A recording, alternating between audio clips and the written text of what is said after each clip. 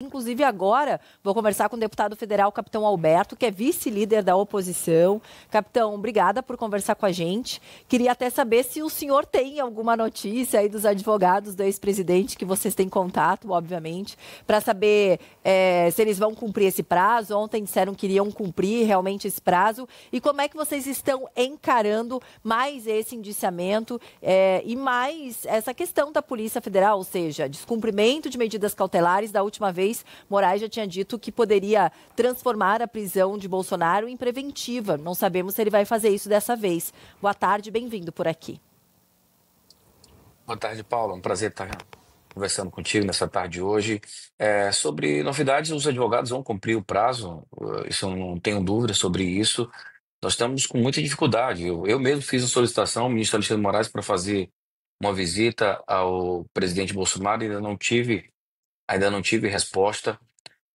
Se você acompanhar desde o início de todos os acontecimentos do 8 de janeiro para cá, o ministro Alexandre de Moraes tem cometido diversas ilegalidades. Agora, esse último indiciamento da Polícia Federal é um absurdo. Ele colocou como tipificação, tanto no Bolsonaro como no Eduardo, artigo do Código Penal, acho que eu coloquei aqui o artigo 344, que é sobre coação do custo do processo. Mas para isso tem que ter uso de violência ou grave ameaça. O Bolsonaro está preso, prisão domiciliar. Em nenhum momento foi utilizado nenhum tipo de ameaças a quem quer que seja. Até as delações premiadas que aconteceram, não houve nenhum tipo de informações que mostravam coação no processo, né? E o uso de violência e de grave ameaça. E o outro é o ato de abolição, com o artigo 359, que é o ato de abolição violenta ao Estado Democrático de Direito. Bolsonaro estava nos Estados Unidos, deu várias entrevistas, colocando nas suas redes informações sobre tentando amenizar aquele tumulto que estava acontecendo.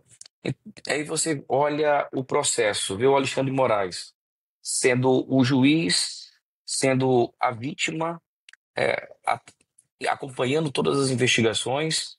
Nós estamos vivendo uma verdadeira inquisição.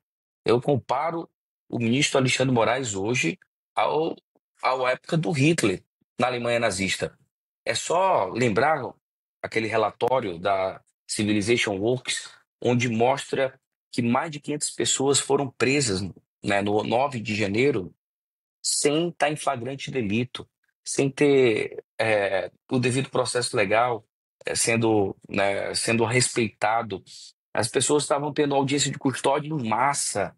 É um verdadeiro horror, uma carnificina legal, ilegal, na verdade, que aconteceu no nosso país. Isso precisa ser barrado. Nós estamos vivendo uma ditadura da toga que o povo vai se levantar contra isso. Isso não vai ficar, como eu posso dizer, ao livre domínio do ministro Alexandre de Moraes. É o nosso Brasil que está em jogo. Agora, o que colocam no processo, por exemplo, essa questão agora do possível fuga, olha, é um absurdo. O próprio Milei, você acabou de informar aqui, não confirmou, não recebeu nenhum tipo de documento. Qualquer rascunho é tido como um ato de violência, grave ameaça, fuga. A própria prisão, a tornozeleira eletrônica que foi colocada no Bolsonaro, não tinha legalidade nenhuma, não tinha nenhum fato concreto. Agora, a conta da esposa do Eduardo Bolsonaro foi bloqueada. Eles querem matar os filhos dele de fome, só pode ser isso. Porque não há razoabilidade nenhuma e, inclusive, nosso país está caminhando realmente para ficar do outro lado da democracia. Um lado está lá, os países democráticos, e o outro lado está o Brasil, está a Rússia, está a Coreia do Norte, está a Venezuela. É isso que o Brasil está caminhando. A gente precisa se levantar e a direita mesmo vai fazer um movimento agora muito forte no 7 de setembro, que é uma data simbólica, que é a nossa data da independência do Brasil. Nós precisamos dar um novo grito de independência. Agora é do ministro Alexandre de Moraes, para a gente se livrar dessa ditadura da toga e voltar a viver o processo legal, viver a democracia, entrar no trilho democrático que o nosso Brasil tem fugido cada dia mais. Eu estava falando da questão do ministro Alexandre de Moraes. Existiu toda a obstrução ali das mesas, né, tanto da Câmara dos Deputados quanto do Senado, pela oposição no início dos trabalhos ali.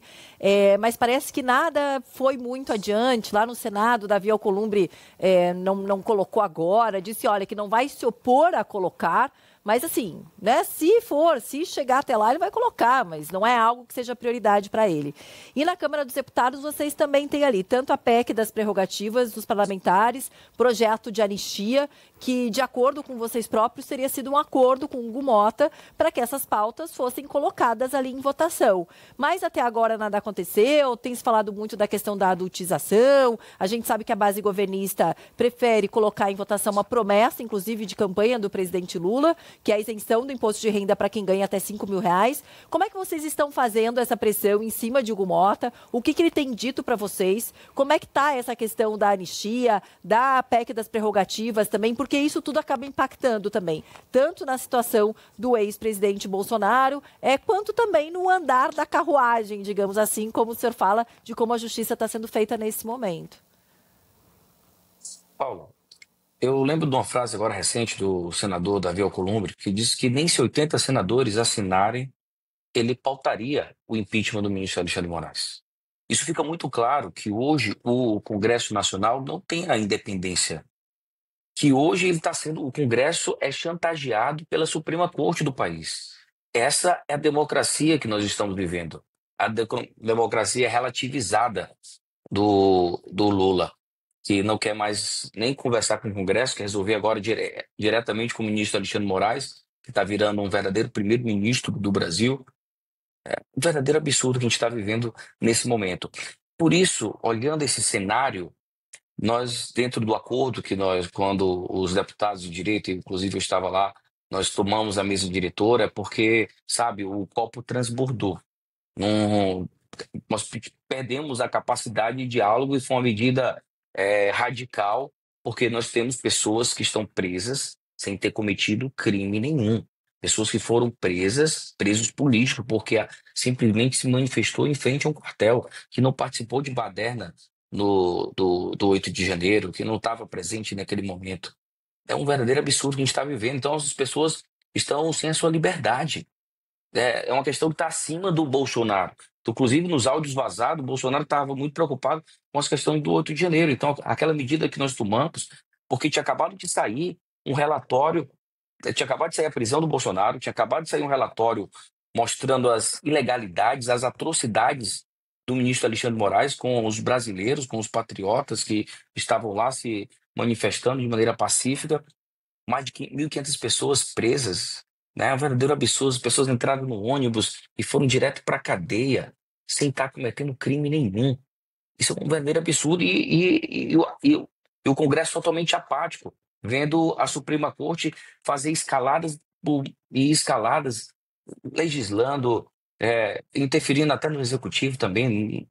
Então, assim, não tinha mais o que fazer. Então, foi uma medida radical que nós fizemos e criamos um canal de diálogo naquele momento, junto com os partidos do centro, junto com o PP, junto com União Brasil, junto com o PSD. E nós tivemos um grande acordo. O acordo é o seguinte: nós vamos pautar a PEC do fim do foro privilegiado, né? Porque realmente é dessa palavra privilegiado. Acho que deputado e senador não tem que ter privilégio, tem que responder à justiça como qualquer outro brasileiro. E isso era uma pauta do centro. E nós conseguimos o acordo para pautar tanto o fim do foro, como também a anistia. Agora, lógico, o acordo primeiro era votar o fim do foro, e o texto não está ainda totalmente maduro. Então, esse tempo, essa demora, e a democracia tem essas falhas, né?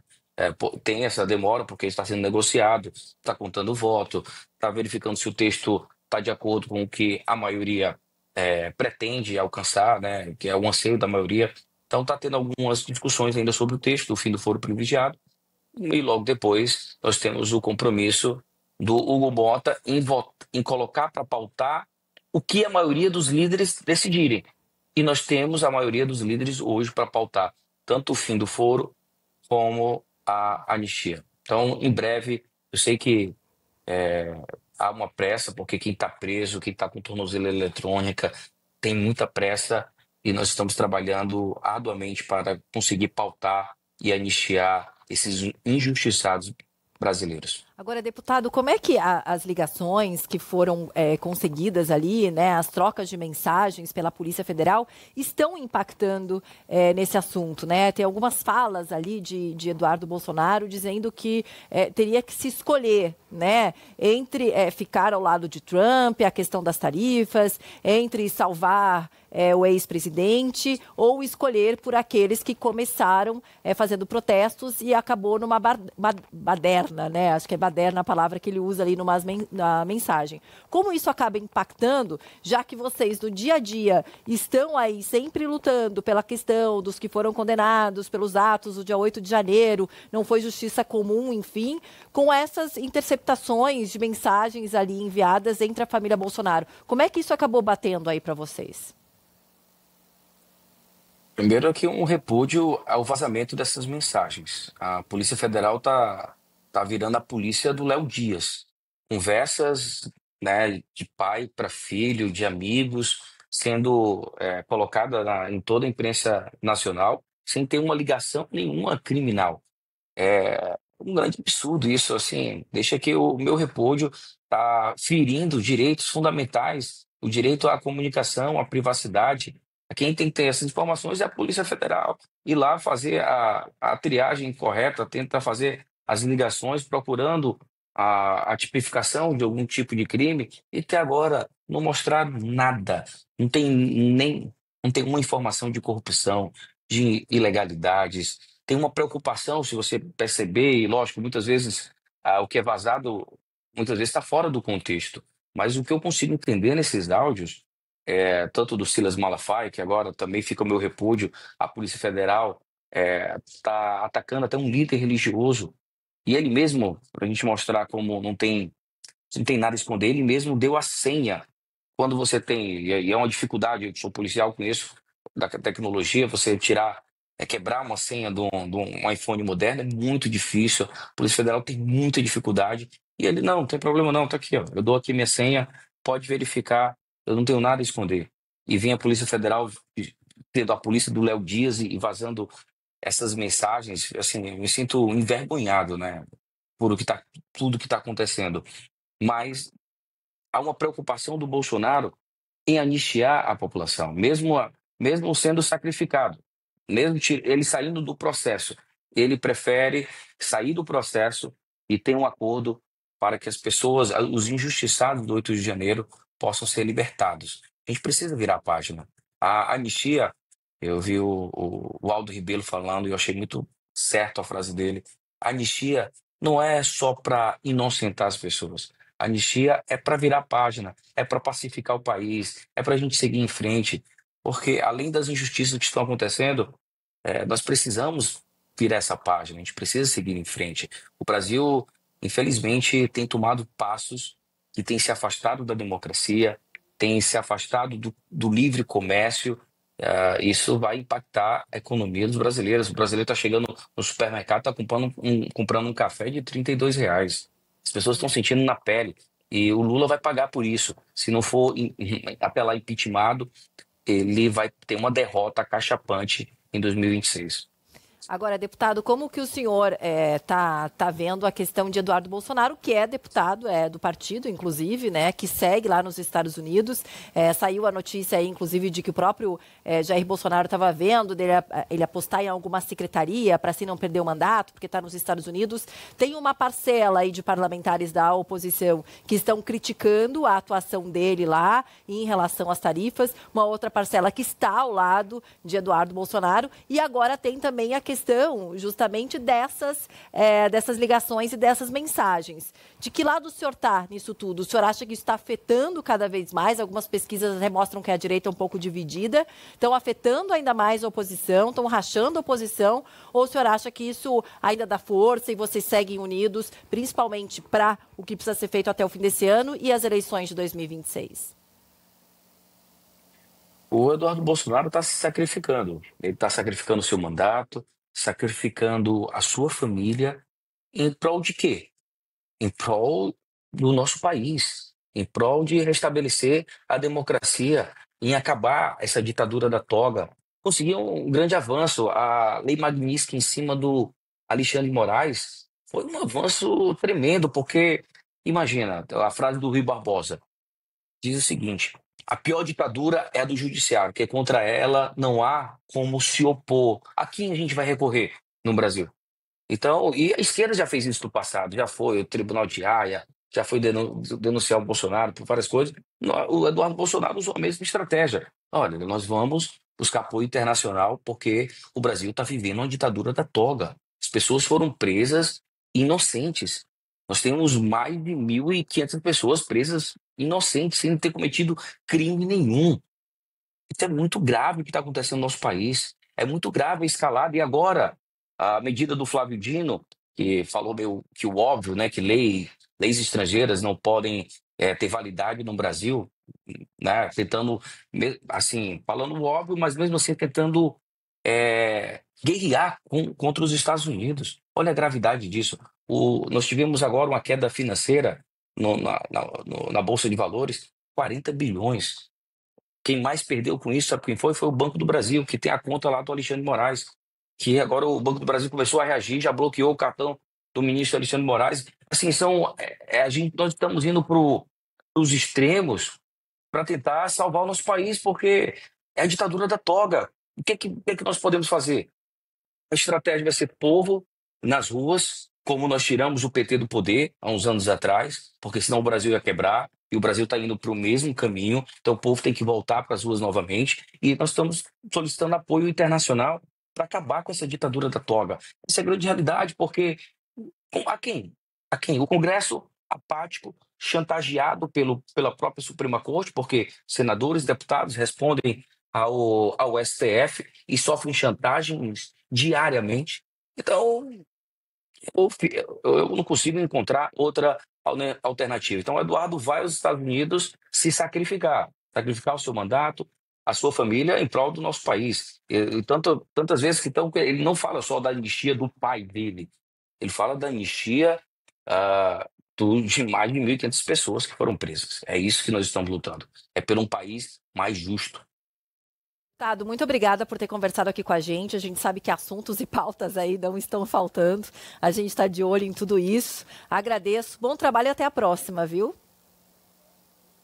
Até a próxima, Paula. Um prazer.